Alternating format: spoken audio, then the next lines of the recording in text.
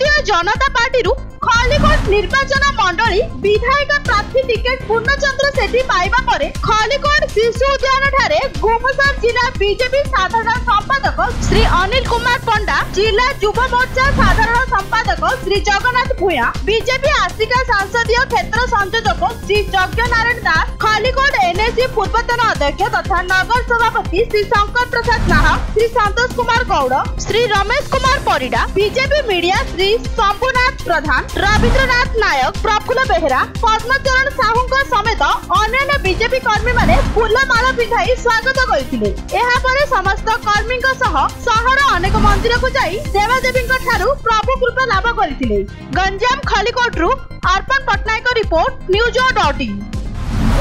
मु बीजेडी रे दी थर एमएलए थिली 9 रु 14 19 19 मते टिकेट दे नथिले एवं मत प्रतिश्रुति मिलता जे 2024 मसीह देवे, किंतु मते से माने टिकेट न देवाई स्थिर कले एवं जी स्टैंडिंग एमएलए अच्छा देवाई से मनस्थ कले।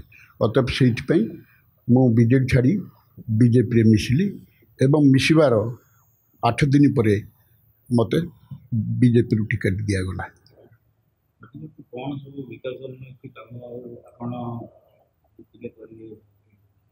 आपणकर drinking water facility plus irrigation facility आउ गमनागमन फैसिलिटी, मेडिकल फैसिलिटी, लोकंकर डे टू डे प्रॉब्लम तथा विभिन्न प्रकार सरकारी सहायता आ उपर मु ध्यान देवी।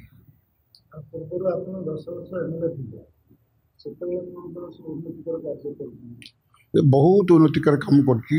बहुत गाँव को रास्ता घाट नथिला, इवेन भारत स्वाधीन होला पर भी एमती गाँ थिला जोटा कि गमन किसी रास्ता नथिला। मु रास्ता तैयार करछि। 150 प्राय बंध रजा राजजुड़ा रजा अमलर बंध ताकू रिनोवेशन करैछि। ट्रिपल आर रे रिनोवेशन करैछि, जहाँफल कि गाँ लोक से गाधुआ पाधुआ करती एवं चाष उपर चाष से माने पानी व्यवहार करती। आउ ता सहित मु 3 गोटी सबस्टेशन 33 केवी सबस्टेशन खलिकोट निर्वाचन मंडल करछि। आज से लो वोल्टेज आउ नाही कहले चले। सूर्यमणि वैद्य केते दूर टक्कर हम कौन भाव शुणु सी रास्तार आम रास्तार आम पारु पर्यंत फाइट करूँ।